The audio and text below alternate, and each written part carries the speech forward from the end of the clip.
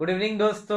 આજે મારા દોસ્ત હનીફભાઈ સ્પેશિયલ રિયુનિયન આઇલેન્ડ, રિયુનિયન એક ફ્રેન્ચ આઇલેન્ડ છે, આફ્રિકાનો એક સ્મોલ આઇલેન્ડ છે, ત્યાંથી આવે છે. બેઝિકલી ગુજરાતી છે. હંડ્રેડ્સ ઓફ યર્સ પહેલા એ ગુજરાત એમના ફોર ફાધર્સ છોડી ચૂક્યા છે. આજે બી એ પ્યોર ગુજરાતી ઘરમાં બોલે છે.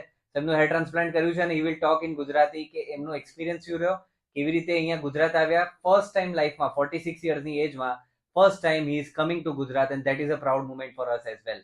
હરીફભાઈ પ્લીઝ આપનો હેર ટ્રાન્સપ્લાન્ટનો experience, why you have chosen us and what is the process અને તમારા રૂટ્સ અબાઉટ ગુજરાતી અને તમારું સ્વીટ ગુજરાતી પ્લીઝ. જી, જેમ ડૉક્ટર સાહેબ કીધા, મારું નામ હનીફ છે.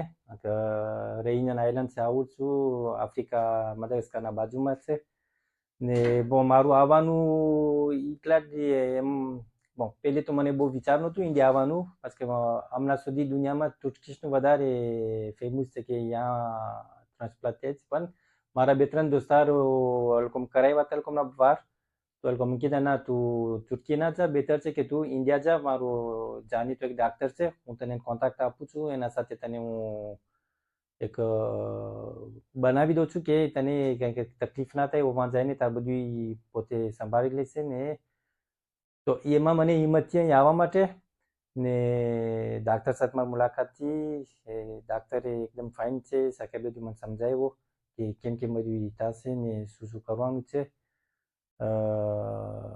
એ આવવા મોર પેલું એને ફોટા મૂકેલું હતું મારા કે આરું મારું સર આવી રીતના છે, તમને કેમ લાગે છે ને કેટલા વારની મને જરૂર પડશે. એ પ્રમાણે પોતે મને એક શું કીધું કે દેવી એને કે દેવી કે ખબર નહીં દેવીને શું કે ગુજરાતીમાં, પણ મેં કીધું વાલા આટલા વાર કપશે ને આટલાનું પડશે. તો એમાં મને હિંમતથી હું અહીં આવ્યો મારા વાઈફ સાથે. મારી છુટ્ટી છે તો સાથે મેં કીધું હાલ છુટ્ટી કરી જાય, ફરી જાય ને. આપણે ગુજરાતના છે અસલ, હું કોઈ દી ગુજરાત આવ્યા નથી, અમદાવાદ. મેં કીધું હાલો ગુજરાતી અમદાવાદ જોઈ આવે ને સાથે સાથે આપણે આ બાલનું કરી આવે.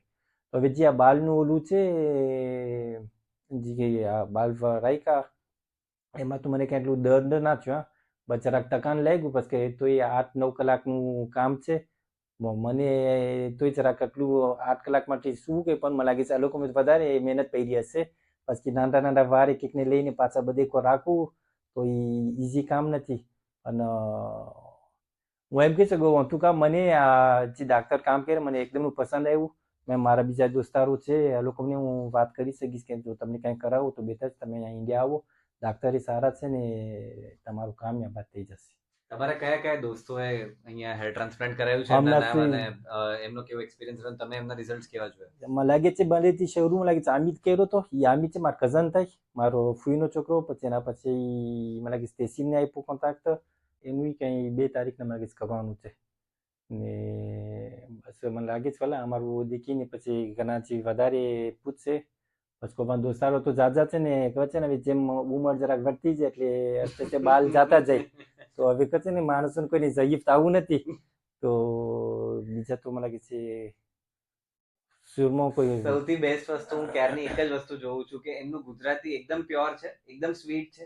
ફર્સ્ટ ટાઈમ ગુજરાતમાં તમે આવી રહ્યા છો, first time right, as a Gujarati after hundreds of years. પણ સેકન્ડ જનરેશનને ઇંગ્લિશ નથી આવડતું, પણ હી ઇઝ કમ્પ્લીટલી ફ્લુઅન્ટ અને એક એક શબ્દ બી તમે સાંભળશો તો તમને લાગશે કે એટલું સરસ પ્યોર સ્વીટ ગુજરાતી બોલે. So I am really proud of you, તમારા એન્સેસ્ટર્સ પર કે એ લીગસી ચાલુ રાખી છે અને you are proud that you are Gujarati. આજની તારીખમાં તમારા બાળકો બધા જ ગુજરાતી બોલે છે.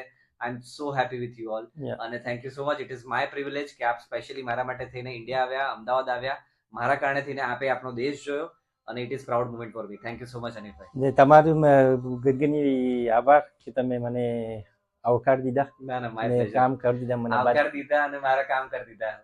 So sweet Gujarati. Thank you so much. Thank you.